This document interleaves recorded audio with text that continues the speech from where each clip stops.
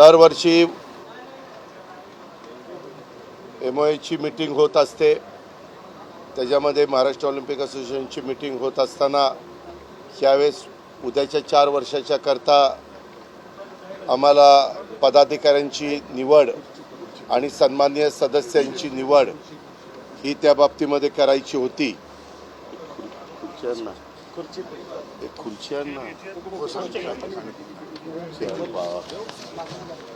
तर अजून एक घेऊन तर त्या बाबतीत पहिल्यांदा आपल्याला सगळ्यांना माहिती आहे की अनेकांनी फॉर्म भरलेले होते, परंतु नंतर शेवटी खेळाला महत्त्व देण्याचा निर्णय हा सगळ्यांनी बसून घेतला आणि त्याच्यामध्ये मुख्यमंत्री महोदयांशी पण चर्चा झाली। मुख्यमंत्री महोदय हे बिहारला प्रचाराला आहेत, ते रात्री उशिरा येतील किंवा उद्या सकाळी येतील। आता isakal.com आहे देशातील नंबर 1 ची मराठी न्यूज वेबसाईट। प्रत्येक अपडेटसाठी isakal.com ला नक्की भेट द्या। आणि मग आम्ही जेवढ्यांनी फॉर्म भरलेले होते त्या सगळ्यांनी माघार घेतली। त्याच्यावर निवडणूक अधिकाऱ्यांनी सांगितलं की एकही कुणी फॉर्म ठेवलेला नाही, त्याच्यामुळं निवडणूक घेण्याचा प्रश्न नाही। आणि वार्षिक सर्वसाधारण सभा सुरू झाल्यानंतर त्यामध्ये एक ठराव अशा पद्धतीनं मांडला गेला की मला अध्यक्ष म्हणून निवड आणि मी बाकीचे सन्मान्य सदस्यांची निवड करायची। जरी तशा पद्धतीनं झालेलं असलं तरी आम्ही सगळ्यांनी मिळून एकत्रमध्ये 21ची कार्यकारिणी आणि वेगवेगळे पदाधिकारी असतात। 4 लोक त्याच्यामध्ये ॲडिशनलचे घेता येतात, स्वीकृत म्हणून अजून 4 घेता येतात, असे 29 लोक घेता येतात। मागच्या वेळेस पण असेच 29 लोक होते कार्यकारिणीमध्ये। सगळे वेगवेगळे पदाधिकारी, वेगवेगळ्या समित्या असतात, त्या समितीवर चेअरमन म्हणून तुम्हाला संधी मिळू शकते। एकूण 60 संघटना, या जे एकूण 61 संघटना निवडणुकीच्या करता मतदानाच्या करता पात्र होत्या, परंतु त्याच्यातनं एका संघटनेने प्रतिनिधी पाठवले नव्हते, त्याच्यावर 30 संघटनांनी 60 प्रतिनिधी पाठवलेले होते आणि त्या 60मध्ये आम्ही साधारण 29 निवडलेलं आहे। 28 आत्ता निवडलेत, परंतु एक महिला निवडायची, कारण सगळ्या कार्यकारिणीत कमीत कमी 3 महिला पाहिजेत। आत्ता आम्ही 2 महिला घेतलेल्या आहेत। तिसरी एक महिला ज्या खेळाला प्रतिनिधित्व मिळालेलं नाही अशातनं तो खेळाडू आम्ही महिला म्हणून निवडणार आहे। असं जे आमचे पोटनियम आहेत किंवा नियमावली आहे त्या सगळ्याचं बंधन ठेवून आम्ही ह्या सगळ्या गोष्टी केलेल्या आहेत। आणि आज मी माझ्या अध्यक्षांनी निवड झाल्यानंतर मी सिनियर उपाध्यक्षाची एक पोस्ट असते, 4 उपाध्यक्षांचे असतात, जॉईंट सेक्रेटरी, अशा वेगवेगळ्या अनेक प्रकारच्या पोस्ट असतात। तर त्याच्यात सिनियर उपाध्यक्ष म्हणून मुरलीधरजी मोहोळ केंद्रीय राज्यमंत्री यांची आम्ही सगळ्यांनी मिळून एकमताने निवड केलेली आहे। आणि बाकीच्या पण निवड आम्ही केलेल्या आहेत, परंतु ते उद्याच्याला थोडंसं काही निवडीच्याबद्दल आम्हाला मुख्यमंत्री महोदयांशी पण चर्चा करायची। त्यांच्याशी बोलणं झालं, ते म्हणाले की तुम्ही माझ्याशी उद्याच्याला चर्चा करा आणि त्याच्यातून खेळाला अधिक महत्त्व देण्याच्या दृष्टिकोनातनं, खेळाडूंना प्रोत्साहन मिळण्याच्या दृष्टिकोनातनं, संघटनेला येणाऱ्या अडचणी दूर करण्याच्या दृष्टिकोनातनं क्रीडा विभागाचं संपूर्ण सहकार्य घेऊन आज पण काही सूचना केल्या, त्याचं पण नोंद हे क्रीडा मंत्री माणिकराव कोकाटे साहेबांनी घेतलेली आहे। आणि निधीच्याही संदर्भामध्ये त्यांच्या काही सूचना आल्या। वेगवेगळे 8 आपले विभाग आहेत, त्या 8 विभागामध्ये विभागीय क्रीडा संकुलने इन्क्लुडिंग बालेवाडी, तर त्याच्याबद्दल पण काही बाबी खेळाडूंच्या दृष्टिकोनातनं करणं गरजेचं आहे। आणि म्हणून आम्ही महाराष्ट्र ऑलिम्पिक असोसिएशनचे उद्याच्या 4 वर्षाच्या करता खेळ आणि खेळाडूंचं प्रतिनिधित्व करत असणाऱ्या मान्यवरांना अधिकचं महत्त्व देऊन, वेटेज देऊन आम्ही ही 29 लोकांची यादी आज जाहीर केलेली आहे। आणि तशाच पद्धतीनं अध्यक्ष आणि सिनियर कार्याध्यक्ष पण आम्ही जाहीर केलेले आहेत। बाकीच्या आजच्याच मीटिंगला आम्ही धरून घेणार आहे, तोही सगळ्यांची संमती घेतलेली आहे। ती नावं आम्ही उद्या प्रेस नोट काढून तुमच्यापर्यंत पोहोचवण्याचं काम करू. तुमच्या कार्यकारिणीवर 13.5 कोटींचा घोटाळा केल्याचा आरोप करण्यात आला. क्रीडा मंत्री त्याला सपोर्ट करतात ते संबंधित व्यक्तीला असं देखील म्हणण्यात आलं. आज 3 आरोप करणारे असं एक मिनिट, असं काही नाही. हो का, प्रत्येकाला वेगवेगळ्या पद्धतीनं आपलं मत मांडण्याचा अधिकार आहे. त्या संदर्भामध्ये नंतर काही प्रेस नोट काढली गेली. त्या संदर्भात त्या प्रेस नोटमध्ये जे काही सांगायचं ते सांगितलं. 2 वर्षाचा खर्चाच्या बद्दलचा तपशील सगळ्या क्रीडा विभागाला दिला आहे. 1 वर्षाचा तपशील राहिलेला आहे एका वर्षाच्या क्रीडा स्पर्धेचा. त्याच्याबद्दल मला वाटतं 31 डिसेंबरपर्यंतची मुदत दिलेली आहे. 2 महिने म्हणजे नोव्हेंबर डिसेंबर 2 महिन्याची मुदत. आणि ते 2 महिन्याच्या आत CA आणि ते सगळे जे काही पेपर्स असतात, वाउचर्स असतात, बिलं असतात वगैरे वगैरे, कारण वेगवेगळ्या संघटनांच्याकडनं पण ती बिलं येणं अतिशय गरजेचं असतं. एखादी संघटना चालवत असताना, एखादं कुणी काही काम करत असताना गैरसमज होत असतात. त्यामध्ये वेगवेगळे भूमिका मांडण्याचं काम वेगवेगळे मान्यवर करत असतात. परंतु त्याच्यातून कुठल्याही परिस्थितीमध्ये ह्याच्यामध्ये पारदर्शकच कारभार झाला पाहिजे अशा प्रकारची भूमिका ही आमची सगळ्यांची राहिलेली आहे. आम्ही त्याच भूमिकेतनं काम करतो.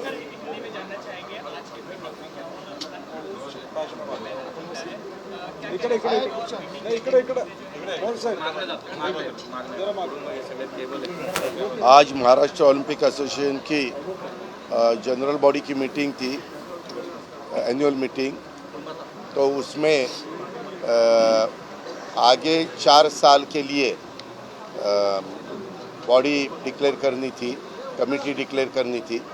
उसके बारे में चर्चा हुई. पहले बहुत सारे हमारे साथियों ने फॉर्म भरे थे, लेकिन बाद में हम सब बैठे और खेल में पॉलिटिक्स नहीं आना चाहिए, सबने मिलके काम करना चाहिए, ऐसा सोचकर हमने इसके बारे में डिसीजन लिया. सबने जो इलेक्शन ऑफिसर थे उनके पास विड्रॉल दिए और उन्होंने डिक्लेयर किया कि एक का भी फॉर्म नहीं रहा. और फिर एनुअल मीटिंग शुरू होने के बाद वहाँ हमारे साथी मुरली मोहन जी ने एक प्रस्ताव रखा और उसमें मुझे उन्होंने अध्यक्ष पद का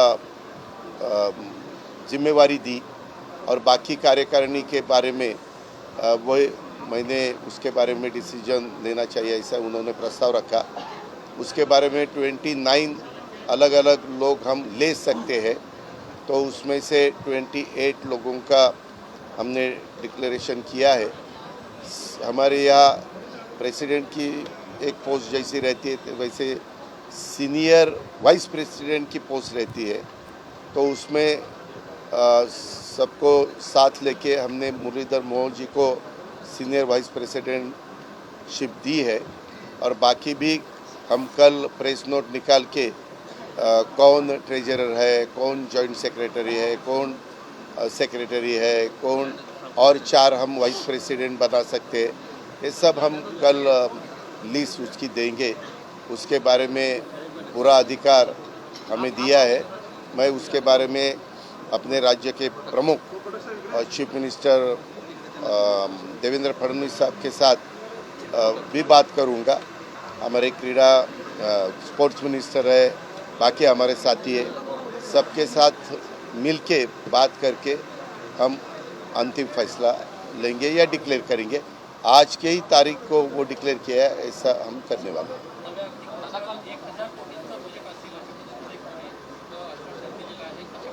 प्रयत्न करू.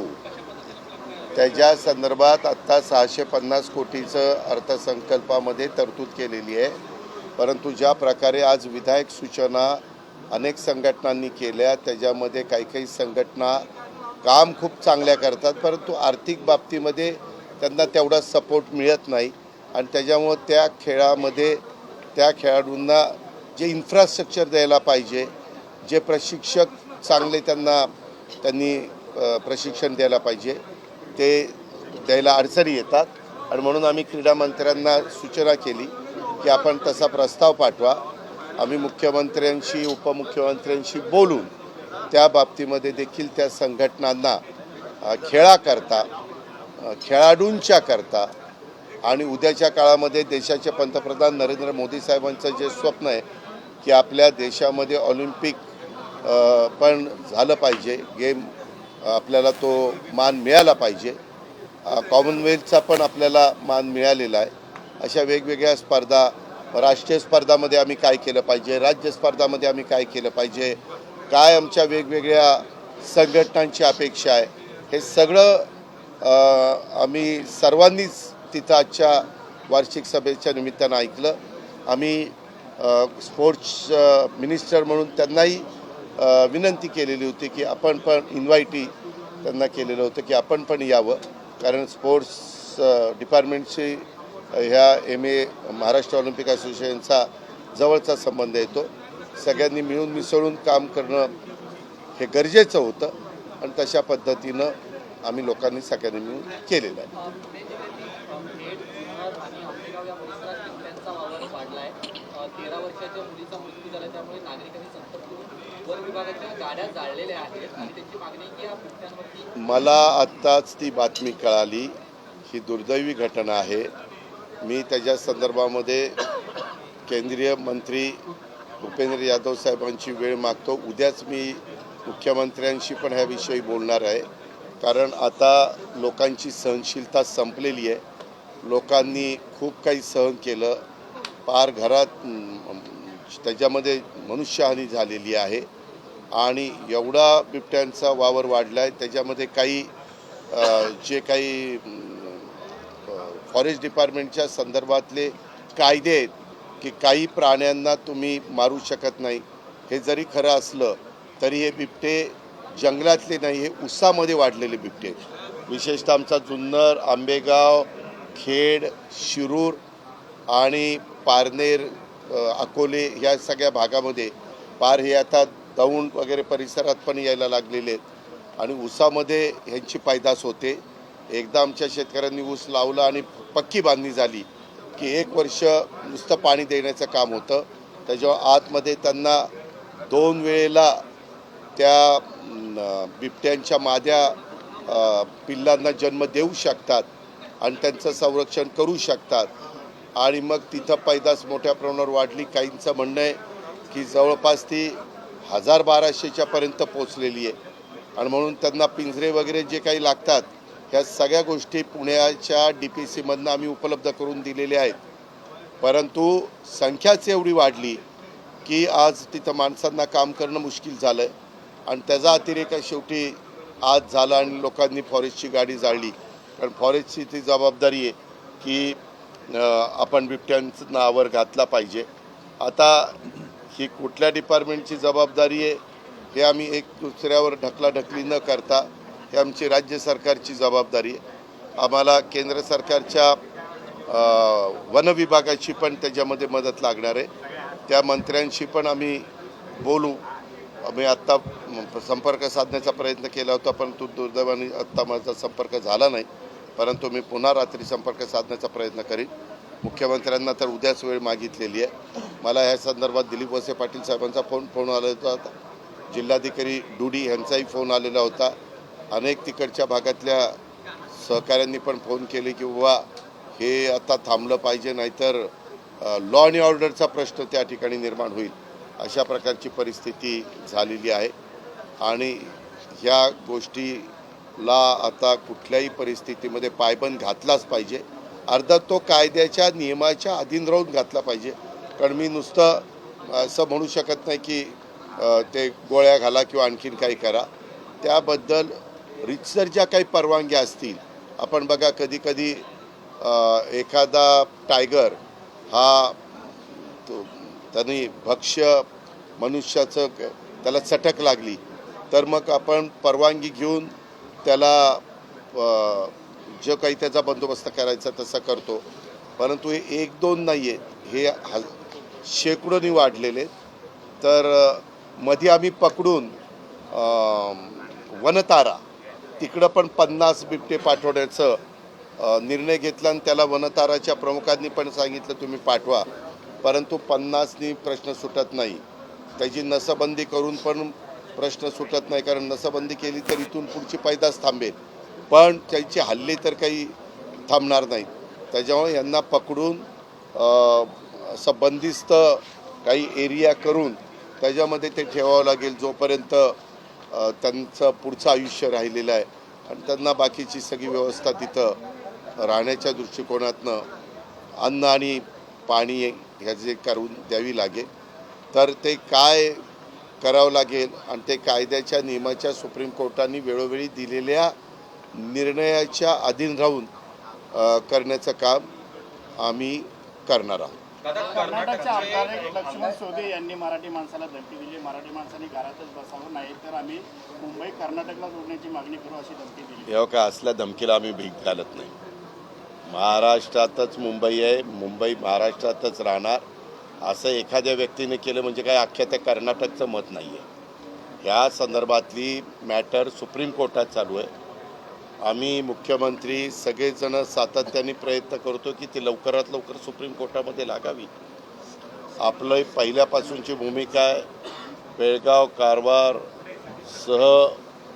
संयुक्त महाराष्ट्रामध्ये तो सगळा भाग आपल्यामध्ये, निपाणी बेळगाव कारवार तो सगळा भाग आपल्यात आला पाहिजे. अनेकदा तिथल्या निवडणुका झाल्या त्यावेळेस जनतेने पण तसा कौल दिलेला आहे, परंतु नंतरच्या काळामध्ये ह्या गोष्टीला आता 2-3 पिढ्या लोक मागणी करतायत, आंदोलन करतायत, प्रयत्न करतायत, ह्या सगळ्या गोष्टी करतायत. आणि त्याच्यामुळं असा कुठला दिवस आला की मग अशा त्यांनी मागण्या केल्या तर त्या मागण्याला काही अर्थ राहत नाही. शेवटी सुप्रीम कोर्ट सर्वोच्च आहे आणि सुप्रीम कोर्ट दोन्ही भागाच्या स्टेटचं ऐकेल, वकिलांची बाजू ऐकून घेईल आणि योग्य तो निर्णय देईल अशी आमच्या. संजय राऊत आजारी आहेत, या संदर्भात अनिल थत्ते यांनी एखादी पोस्ट केली आहे की कोकणातील नेत्याने संजय राऊत यांच्या आजारपणासंदर्भात करणी केली, त्यामुळे त्यांचा आजारपण कसं पाहताय? हे का मी तुम्हाला सांगितलेलं आहे, आज आमची महाराष्ट्र ऑलिम्पिक असोसिएशनची मीटिंग होती. ती आमच्या दृष्टीने, खेळाच्या दृष्टीने, खेळाडूंच्या दृष्टीने, अनेक संघटनांच्या दृष्टीने महत्त्वाची होती. त्याच्याबद्दलची मी माहिती दिलेली आहे. बाकीचेही प्रश्न तुमच्या दृष्टीने महत्त्वाचे आहेत, त्याला आम्ही उत्तरं दिली पाहिजे ह्याहीबद्दल दुमत नाही. परंतु मी खेळाच्याबद्दल, महाराष्ट्र ऑलिम्पिक असोसिएशनच्याबद्दल आणि आमच्या जे बिबट्याने हल्ला केला आहे तोही अतिशय गंभीर प्रश्न आहे, अतिशय गंभीर बाब आहे, याला उत्तरं दिलेली आहेत. बाकीच्याबद्दल मी उद्याच्याला तुमच्याशी बोलतो.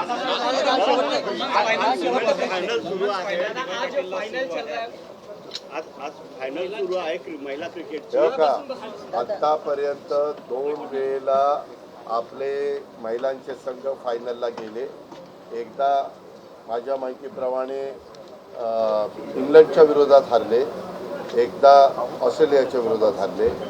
यावेळेस सेमीफायनलला ऑस्ट्रेलियाला एवढं मोठं टार्गेट आपल्या महिला खेळाडूंनी गाठणं सगळ्यांना दुरापास्त वाटत होतं, परंतु ते टार्गेट गाठलं गेलं आणि त्याच्यामुळे साहजिकच भारतीय महिला संघाच्या बद्दलच्या अपेक्षा क्रीडाप्रेमींच्या, क्रिकेटप्रेमींच्या खूप वाढलेल्या आहेत.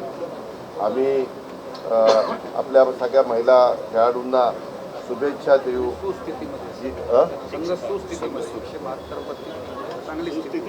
आत्ताची परिस्थिती तरी जी काही आहे लेटेस्ट 172 इन आउट अशी आपली परिस्थिती. किती ओव्हर? 20 ओव्हर. अजून 20 ओव्हर बाकी आहे. त्याच्यामुळं अजूनही एकदम आपल्या टणके की चोट पर आपल्या मुली खेळत आहेत, आपल्या महिला खेळत आहेत. त्याच्यामुळं निश्चित आपण अपेक्षा करू की आपल्या मुलींना, आपल्या महिलांना त्याच्यामध्ये यश मिळावं. देशातल्या 130 कोटी 135 कोटी जनतेच्या शुभेच्छा त्यांच्या पाठीशी महाराष्ट्रात. देश विदेशातील प्रत्येक घडामोडींचे लाईव्ह अपडेट मिळवण्यासाठी आता साम टीव्हीच्या सर्व सोशल मीडिया प्लॅटफॉर्मला लाईक, फॉलो आणि सबस्क्राईब करा. तसंच सर्व नोटिफिकेशनसाठी बेल आयकॉन प्रेस करायला विसरू नका.